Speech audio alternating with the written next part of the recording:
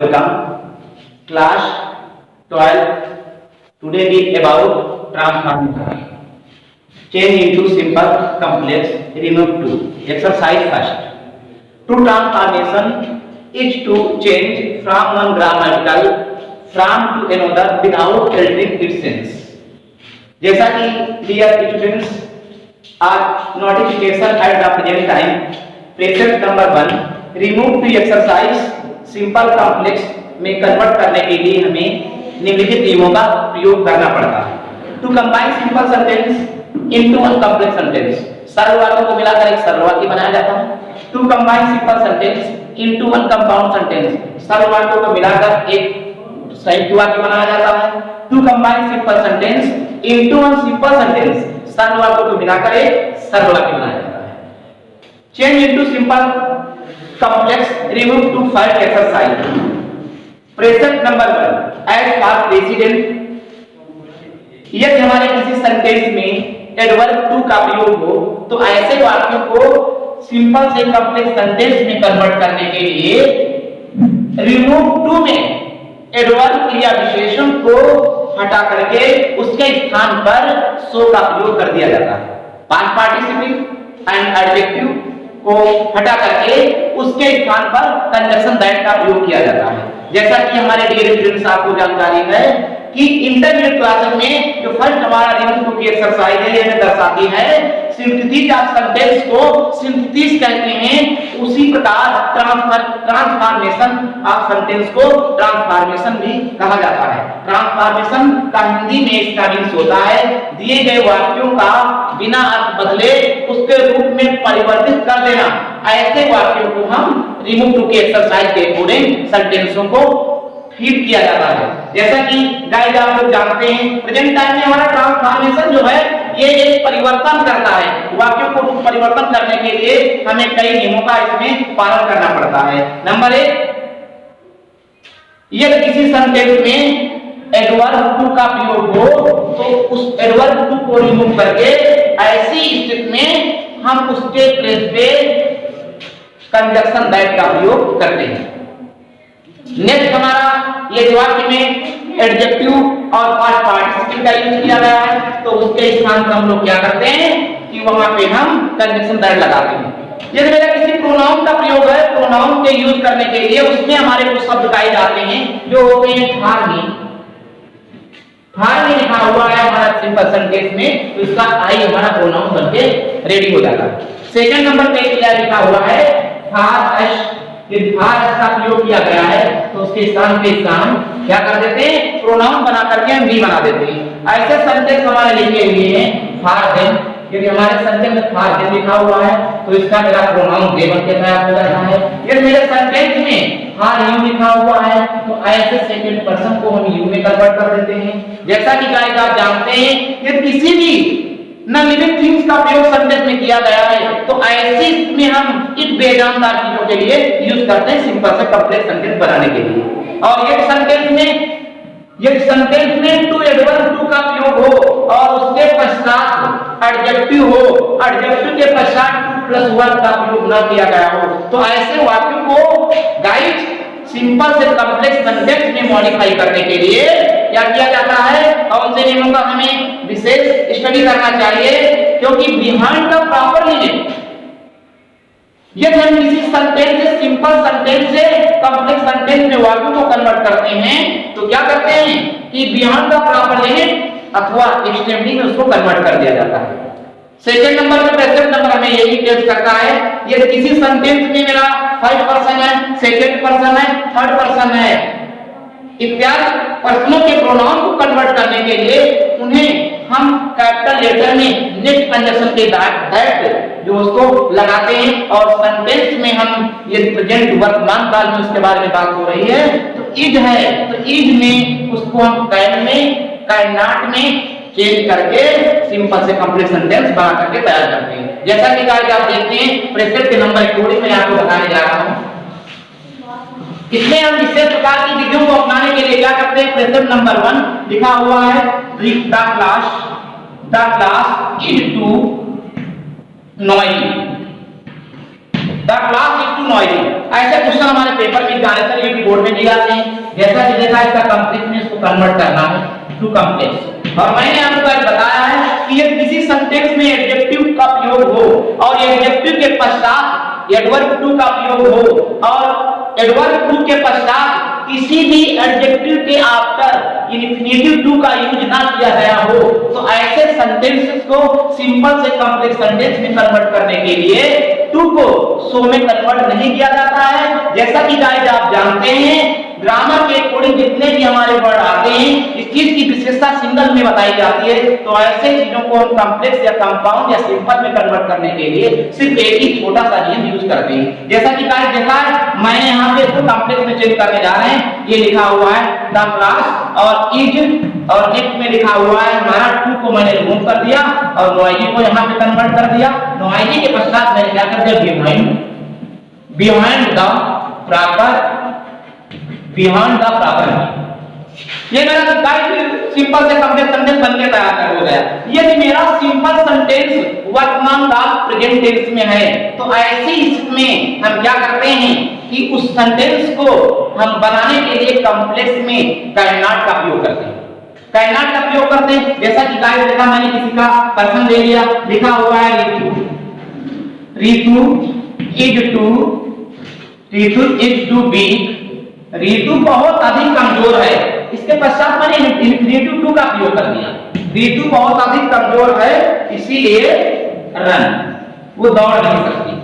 मैं इसको उसमें चेंज करना चाहा कॉम्प्लेक्स में क्योंकि हमारी जो ट्रांसफॉर्मेशन मैंने बताया कि वाक्य का रूप परिवर्तन होता है, उसको डिफाइन किया गया है to transformation is to change from one grammatical form to another without altering its sense. Present number 3 Ritu is too be too run. Complex में इसको चेंज करना है। रीतू मेरा एक थर्ड पर्सन है, रीतू मेरा एक प्रोनाउन है। प्रोनाउन जो है तो इसको क्या करते हैं कि इसको हम पर्सन में चेंज कर देते हैं। जो प्रोनाउन में चेंज होता है सी से बन के आया है और सी बन के आया क्योंकि नेम को वहां पे हम रिमूव नहीं करते हैं जहां पे इसमें सिंगल नेम लगा होता है। हमने क्या किया रीतू को यहाँ पे राइट कर लिया। अब देखना है कि सेंटेंस मेरा किस टेंस का है, प्रेजेंट इंडेफिनिट टेंस का है, वो भी सिंपल का है। Helping verb, linking verb, adverb to be के रूप में हम यूज करने के लिए ये हमारे सेंटेंस में सिंपल सेंटेंस में इज लगा हुआ है, यम लगा हुआ है और आर लगा हुआ है। ऐसी हमारी हेल्पिंग वर्ब क्रियाओं के साथ में हम क्या करते हैं कि कैन नॉट का प्रयोग करते हैं। रीतू इज टू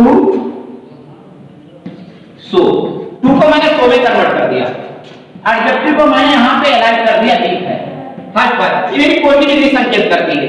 इसके पश्चात मैंने बोला था कि आपको गाइस टू को रिमूव करके इसके स्थान पर एडजेक्टिव के आफ्टर जितने भी हमारे टू लगे होते हैं वर्ब से बिफोर ऐसे सेंटेंसों को बनाने के लिए वहां पे हम कंजक्शन दैट का यूज कर दिया। गाइस देखना है कि look at black board, Ritu मेरा थर्ड पर्सन है, थर्ड पर्सन की डिफाइन हमें बताती है ही सी इसी Ritu Gita Sunita the pronoun denote the person and spoken set to all person pronoun as the third person. Ritu is so be that Ritu ये मेरा सी बन गया यहां पे तैयार हो गया पर्सन सी और can not.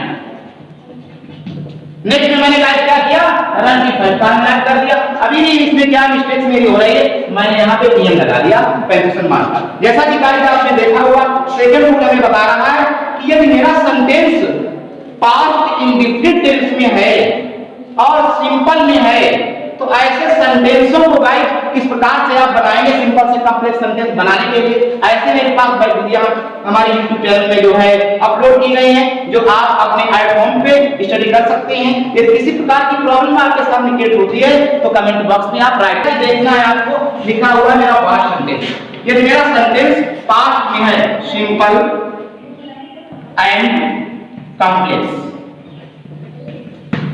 modify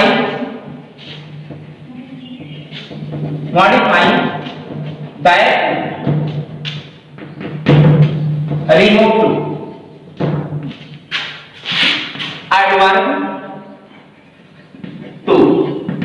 adverb too का अर्थ होता है हमारा हिंदी में अर्थ बहुत अधिक। एक टू स्टेप का साइड कर दिया जाता है जो मेरा इंफिनिटी का काम करता है इसको इनफाइनाइट भी बोलते हैं। इनफाइनाइट और पर्सन में यही मेरी एक सबसे बड़ी इंट्रोडक्ट होती है। इसके अकॉर्डिंग एडवर्ब की मेरी डिफाइन बता रही है। An adverb is a word which modify pronoun and noun. जैसा कि आपने देखा है सेकंड में पास्ट के बारे में बात कर रहा हूं, लिखा हुआ he was too, he was to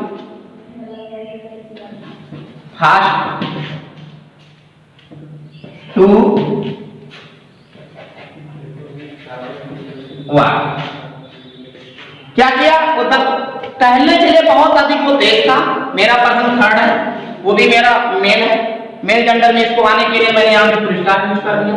अब देखना है गाइस कि मेरा ये लिखा हुआ है पास्ट मीन राइट, वो हमारा सब्जेक्ट तो क्या करते हैं ही राइट कर दिया, वाज नेगेटिव वर्ब को राइट कर दिया, टू के प्लेस पे मैंने कन्वर्ट करके यहाँ पे सो को कन्वर्ट कर दिया। जैसा कि गाइस देखते हैं आप है पास्ट मेरा लिखा हुआ पास्ट और इसका सेकंड होता है एंड थर्ड होता है। पास्ट का फास्ट भी नहीं हो पाता है, जैसा कि आपने देखा है इसका सेकंड का सेकंड और थर्ड का थर्ड भी हो सकता है। तो इसके सो के स्थान पे मैंने सो राइट कर दिया। सो के नेक्स्ट में मेरा लिखा हुआ है पास्ट। एडवर्ब टू के आफ्टर में आपने देखा होगा कि हमारे डिग्री लगी होती है पॉजिटिव, कंपैरेटिव और सुपरलेटिव। तो ऐसे में क्या करते हैं यहाँ पे कंजंक्शन दैट को यूज करते हैं। कंजंक्शन दैट जैसा कि गाइस नेक्स्ट वाले जो है फर्स्ट टाइम पे आपने एग्जांपल को देखा था जो हमारा प्रेजेंट इंडेफिनिट टेंस में था, इसमें हेल्पिंग वर्ब हमारी इज एम आर का यूज किया गया था। तो ऐसे सेंटेंसों को कैन नॉट में कन्वर्ट कर दे और कंजंक्शन दैट का यूज कर देते हैं, क्योंकि नाउन का हमें बता रहा है कि noun clause, adjective clause and adverb clause, तीन ऐसे क्लॉज होते हैं तो तीनों हमारे दैट के अर्थ में कन्वर्ट किया जाता है। जब मेरा सेंटेंस नाउन क्लॉज में होगा तो दैट का अर्थ होगा कि। सेकंड नंबर पे जब मेरा एडजेक्टिव क्लॉज में होगा तो दैट का अर्थ होगा जो। थर्ड मेरा जो थर्ड पर्सन में आया कि यदि मेरा दैट का प्रयोग उसमें एडवर्ब क्लॉज में होगा तो ऐसे में मेरा दैट का अर्थ होगा सो दैट, इसको दैट भी बोलते हैं।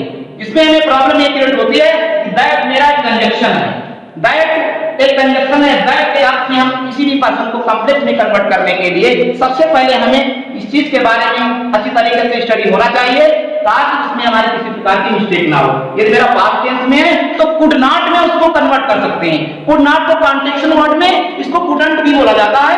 जैसा कि गाइस आपने देखा है he was so fast that, आप इसकी हम फोटो कॉपी कर देंगे परसेंट, वो भी स्मॉल लेटर में, क्योंकि नया हमारा कैपिटल लेटर से इग्नोर होने के पश्चात जैसा कि आपने देखा इसको मैंने यहाँ पे राइट कर दिया। ये मेरा थर्ड पर्सन है ही, और नेक्स्ट में मैंने क्या किया यहाँ पे कुड लिख दिया, कुड नॉट। नेक्स्ट में मेरा क्या लिखा हेल्पिंग वर्ब, ये मैंने वाक लिख दिया। नेक्स्ट में मैंने फुल स्टॉप बना कर दिया। नेक्स्ट नंबर मेरा आया कुछ ऐसे मेरे गाइस शब्द होते हैं इसमें लिखा होता है कि हमारे कॉन्टेक्शन वर्ड में लिखे होते हैं, कॉन्टेक्शन वर्ड में कुछ हमारे ऐसे इसके स्ट्रक्चर होते हैं जिसको हम सिंटेक्स में करके आपको दिखा रहे हैं। स्ट्रक्चर नंबर 1 लिखा हुआ है, स्ट्रक्चर नंबर 1 ये हमारे कुछ ऐसे लिखे होते हैं जैसे लिखा हुआ है I for me, you for you, we for us, they for them,